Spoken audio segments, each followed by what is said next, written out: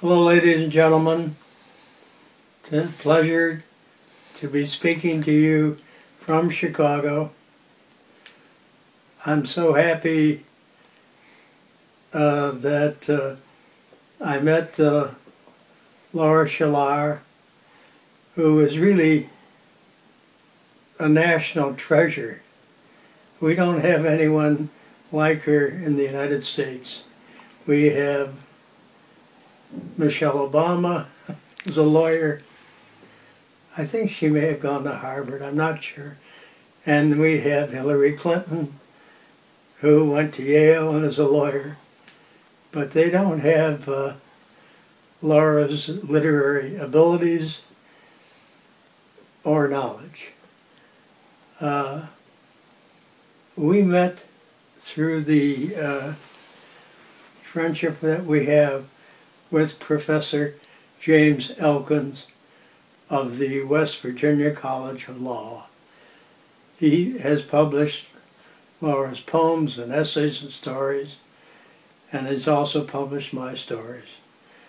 And he brought the two of us together, and I read the initial letter the other day that Laura wrote to me about Investidura, and we began the project on April 5th, 2010. So it's been 4 years in the making, and what a pleasure it is to present it to all of you today. But without her work, she translated the stories magnificently. I just can't believe it. I studied Spanish 50 years ago. I can barely speak it. Después 50 años que yo estudio español, and my pronunciation is awful. So I won't even attempt to read any of the stories in Spanish. But I do want to thank Laura for this wonderful gesture, and I really believe that the book, as I said to my son David, who's doing this video for me, we don't have anything like these stories. And he looked at me and he said, "Oh yes, we do." And I said, "No, since Louis Auchincloss in New York wrote his stories about Wall Street lawyers almost entirely, lawyers in New York City. We've never had a short story collection about lawyers in the United States." And he said, "Well, what about your story?" And then I realized, yes, that's true. I've written at least 40 stories, published stories about lawyers. So we do have something like what Investidura is like.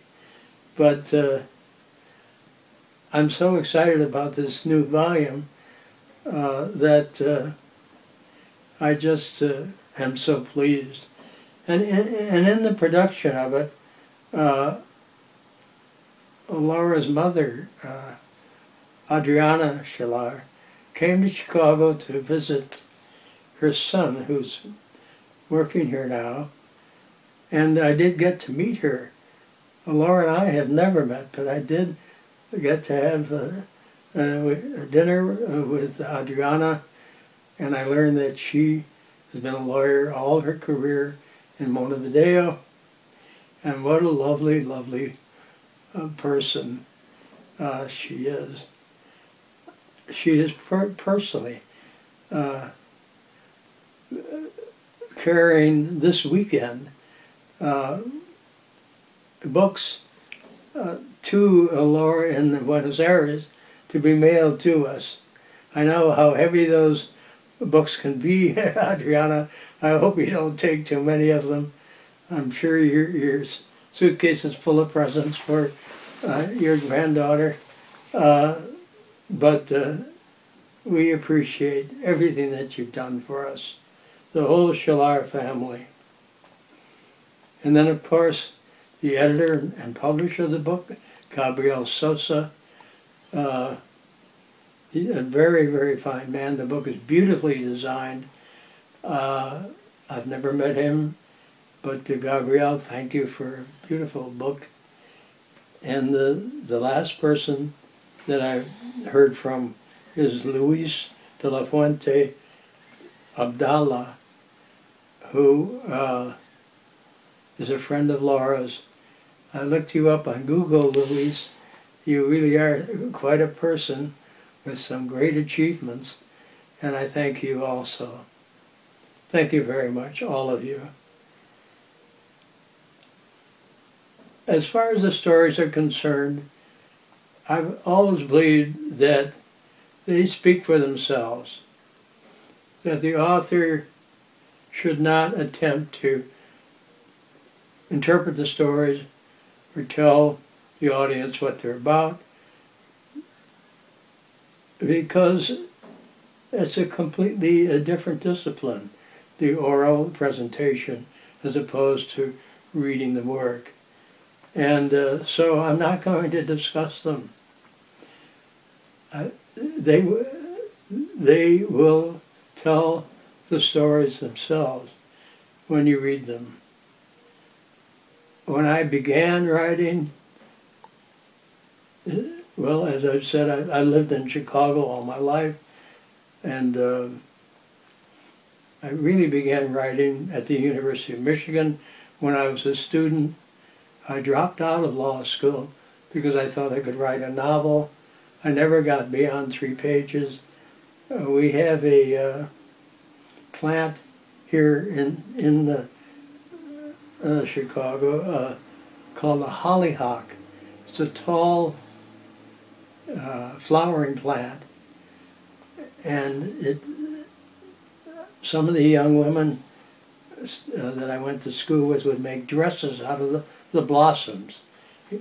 And the boys, we used to smoke the stems or try to dig the white middle portion of the stems out and eat it. We'd hide in the hollyhocks.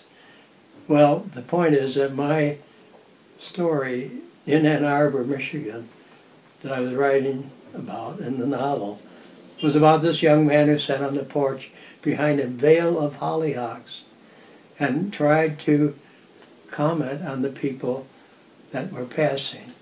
And as I said, I never got beyond 3 pages. But I bring that up because, in a sense, I have been behind that veil of hollyhock all my life. Because as a lawyer, people aren't interested in your literary background. They want to have you help them as a client. They don't care what you've written, and most of them have no concern whatsoever for literature. So sometimes I do feel that these stories were written by someone else, some imaginary person within my persona that I occasionally come in touch with. But when I read the stories, I don't think that the man who's practiced for 59 years, that I wrote them. I'm going to end this by saying